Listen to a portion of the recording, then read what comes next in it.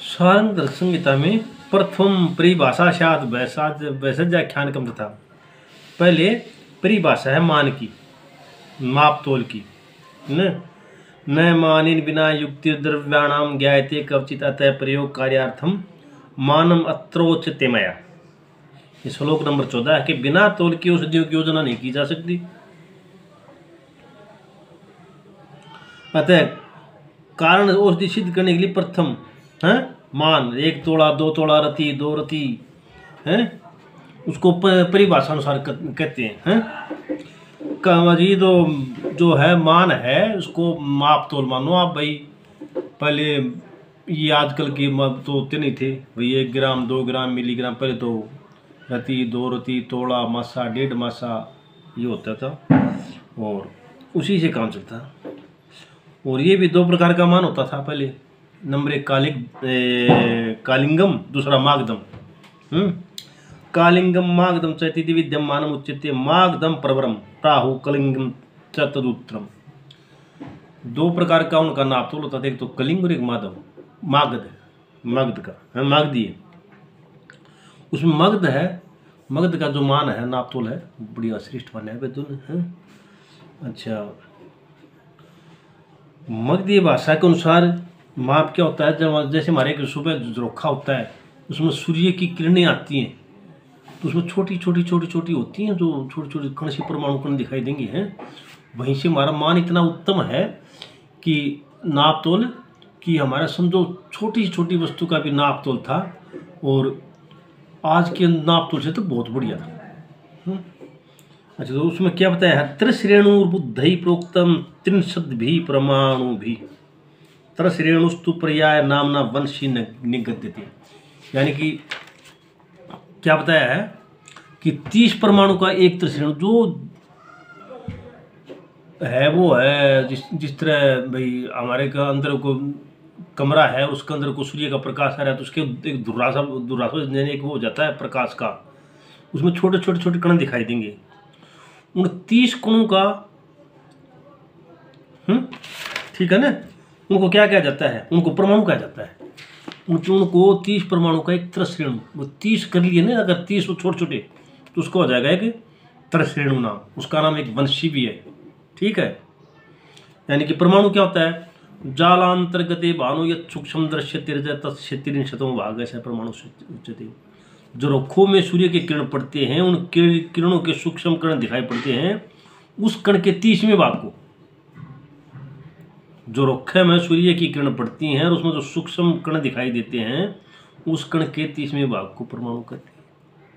ठीक, जालांतर्गते भानु यत् सूक्ष्म दृश्यते रजः तस्य 300 भाग परमाणु स उच्यते, उसको परमाणु कहा जाता है।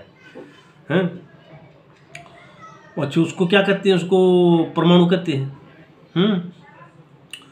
अच्छा, जो वंशी होती है उस 30 परमाणु की एक वंशी बताइए, एक त्रिश्रेणु और जो 30 परमाणु है उसकी एक वंशी है।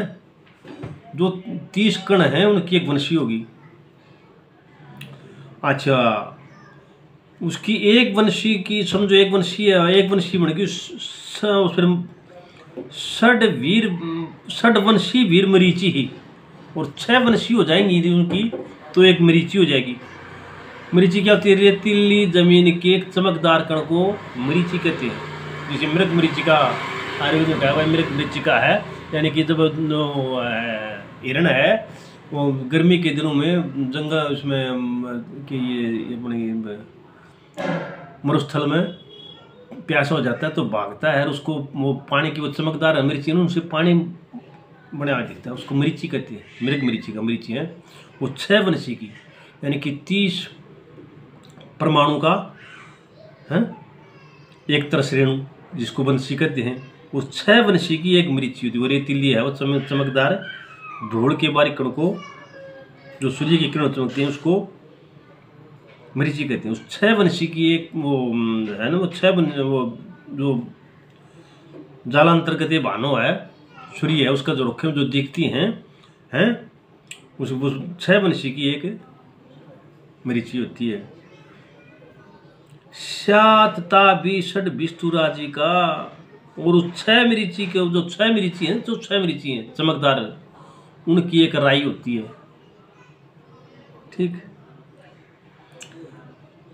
षडवंशी वीर मरीची श्यातता भी षडभिष्टु राजी कहा।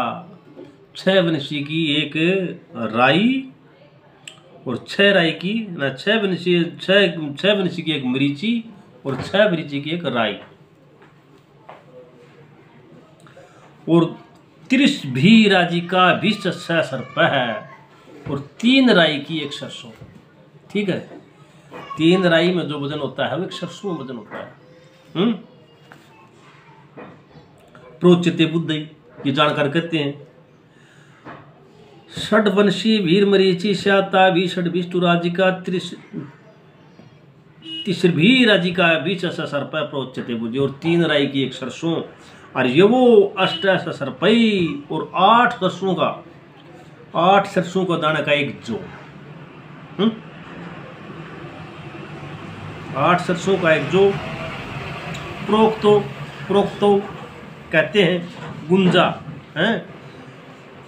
सात चतुष्टयम और 4 जो की एक गुंजा होती है, 4 जो की एक राई एक रति होती है।